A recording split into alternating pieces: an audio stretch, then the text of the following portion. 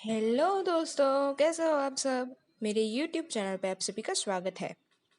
Friends, आज मैंने bridal mehndi design बनाई है और मैं इस वीडियो में मेहंदी के साथ कुछ मेहंदी के ही टिप्स एंड ट्रिक्स शेयर करने वाली हूँ। तो इस वीडियो को एंड तक ज़रूर देखें। अगर पसंद आए तो लाइक और शेयर करें और मेरे चैनल को सब्सक्राइब करें और बेल आइकन को भी दबाएं ताकि मेरे वीडियोस आपको सबसे पहले मिलते रहे। तो चलिए शुरू करते हैं आज का वीडियो। Let's get started. सबसे पहले तो मैं बता दूं कि अगर आप बिगिनर्स हो तो ये वीडियो आपके लिए बहुत ही खास होने वाली है। तो इस वीडियो को आप लोग एंड तक ज़रूर देखना। और इसमें मैंने basic tips and tricks he share किए हैं, तो जिससे आपको ब्राइडल मेहंदी डिज़ाइन लगाने में सरलता होगी।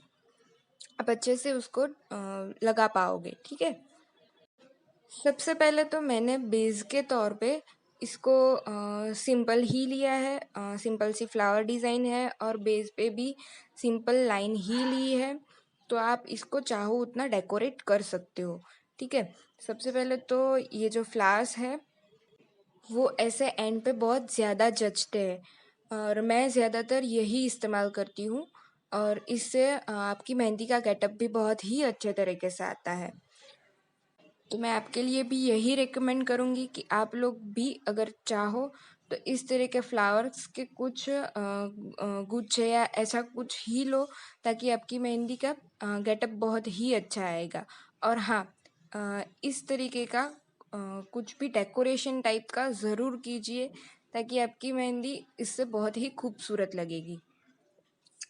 फ्लावर्स के बाद में जो मैंने ऊपर वाला लिया है वो है एक लाइंस है, जो कि इन सभी चीज़ों को, यानी कि दो पट्टे को एक दूसरे से अलग करती है, जो कि बेहद ही ज़रूरी है आपकी मेहंदी में होना, ताकि आपकी दो डिज़ाइंस अलग हो।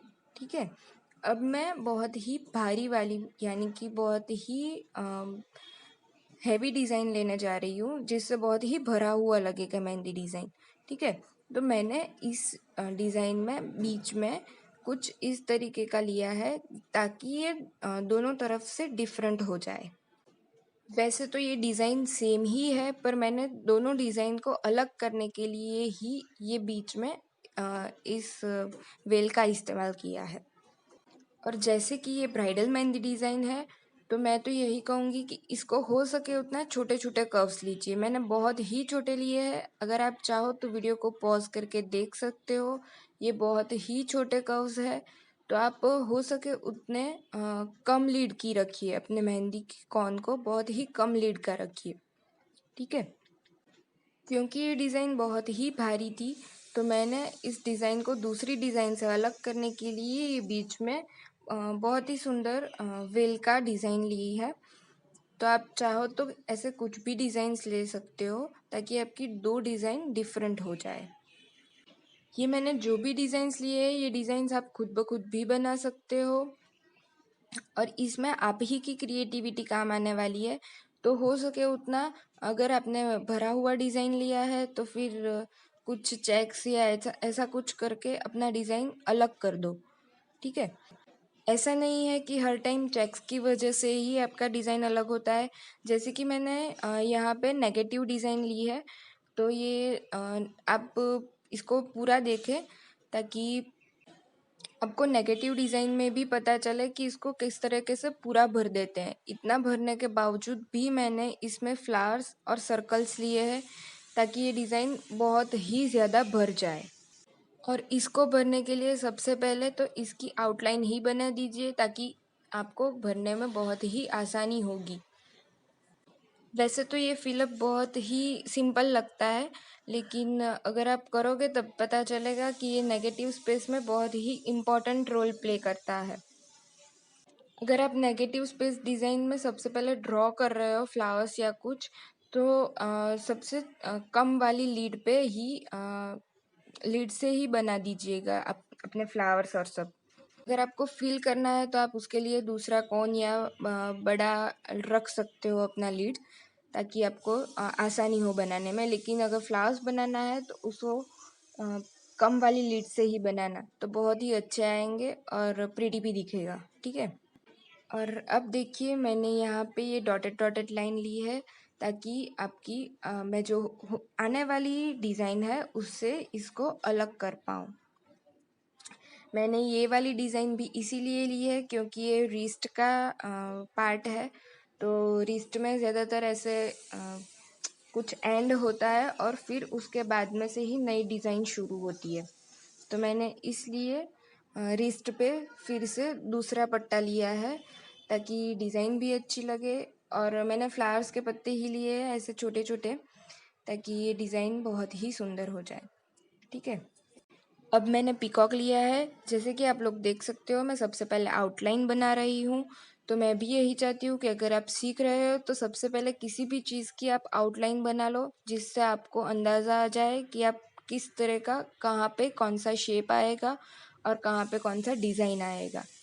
ठीक है, और एक शेप को लेने के बाद में उसके आजू बाजू एक ऐसा एरिया होना ही चाहिए जिससे आपकी दूसरी डिज़ाइन अलग हो जाए।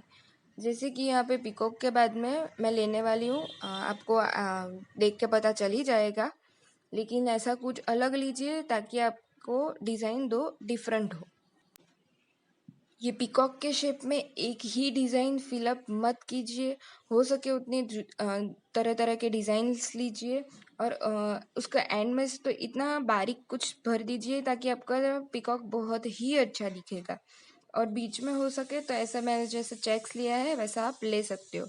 अगर मेरी तरह आपका भी यहाँ पे ऐसा कुछ भाग छूट जाता है तो आप ऐसे कुछ दूसरा डिज़ाइन ज़रूर ले लीजिए ताकि वो डिज़ाइन ऐसा आधा भरा और आधा खाली ना दिखे। और रही बात ये, तो मैंने इसमें भी आपको बोला था कि मैं कुछ इस तरीके की लाइन लीजिए ताकि आपकी दूसरी डिज़ाइन हो वो अलग हो जाए। तो मैंने ये दूसरी डिज़ाइन लेके फ्लावर्स किए हैं ताकि मेरे आने वाले डिज़ाइंस इससे डिफरेंट हो जाए। और वैसे भी मुझे पीकॉक और फ्लावर का फ्यूजन बहुत ही ज़्यादा अच्छा लगता है, इसलिए भी मैंने कुछ इस तरीके का ट्राई किया है। क्योंकि ये बहुत ही बेसिक डिज़ाइन है, मैंने इसमें ज़्यादातर पट्टे ही इस्तेमाल किए हैं। जैसे कि एक डिज़ाइन ख़त्म होता है फिर दूसरी डिज़ाइन शुरू हो जाती है। मैंने ऐसा कुछ भी नहीं लिया है कि जो बहुत ही टफ हो या फिर कुछ ऐसा कि जो बनाने में दिक्कत हो। ये बहुत ही सिंपल और इजी है। अगर आप नए हो तो इस डिज़ाइन को, इस ट्यूटोरियल को आप इस्तेमाल कर सकते हो। अगर आप डिज़ाइन में फिलअप कर रहे हो तो हो सके उतने बारीक बारीक कर्व्स लीजिए, जैसे कि मैंने यहाँ पे भी बहुत ही बारीक कर्व्स लिए हैं और फिर भी मेरी कोई भी डिज़ाइन ऐसे रिपीट नहीं हो रही है। तो आप लोग भी हो सके उतना डिज़ाइन रिपीट मत कीजिए जिससे आपकी डिज़ाइन डिफरेंट हो जाए।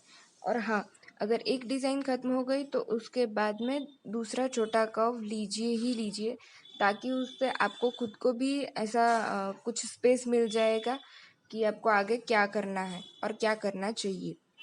जैसे कि यहाँ पे मैंने कर्व वाला बहुत ही भरा हुआ डिज़ाइन लिया है, तो मैंने इसके बाद में ये चेक्स वाली डिज़ाइन ली है ताकि मेरी डिज़ाइन दूसरी डिज़ाइन से डिफरेंट हो जाए। और चेक्स में भी ऐसा नहीं है कि ये सिंपल सिंपल ही आती है, इसमें भी बहुत सारी डिज़ाइंस आती है। अगर आप लोग चाहोगे और रिकमेंड करोगे कमेंट सेक्शन में तो मैं आपके लिए उसके पर अलग से वीडियो बनाऊँगी। ठीक है, और मैंने जहाँ पे पीकॉक लिया है, जिस तरीके से लिया है, अगर आप लोग चाहे तो वहीं पे कुछ सर्कल या फिर स्क्वायर या ऐसा कुछ ले सकते हो, ताकि अगर आप दूसरे हाथ में भी सेम तरीके की मेहंदी लगाओ तो वो दोनों पार्ट को इस तरह से मैच कर दो कि जैसे लगे ये पूरा एक स्क्वायर है या पूरा एक राउंड है, ऐसा कुछ भी आप बना सकते हो। क्योंकि ये पाम का पार्ट है, मैंने यहाँ पे इसके 2 और 3 नहीं बल्कि कई सारे डिज़ाइंस लिए हैं और मुझे उँगलियों में अलग अलग डिज़ाइंस ही पसंद है। तो मैंने बहुत ही ज़्यादा नया नया कुछ ट्राई किया है। और आप ऐसा कर सकते हो कि उँगलियों में अपने जो भी डिज़ाइन ली है नीचे हथेली पे या फिर अपने रिस्ट पे, ऐसी कोई भी डिज़ाइन आप उंगली पे ले सकते हो। वो फ्यूजन बहुत ही ज़्यादा अच्छा लगता है। जैसे कि मैंने ये सेकंड फिंगर पे जो हमने नीचे लिया थी फ्लावर्स वाली डिज़ाइन, वही मैंने रिपीट की है। तो फ्रेंड्स, आज के वीडियो में इतना ही। मिलते हैं मेरे अगले वीडियो में, तब तक के लिए बाय बाय, टेक केयर।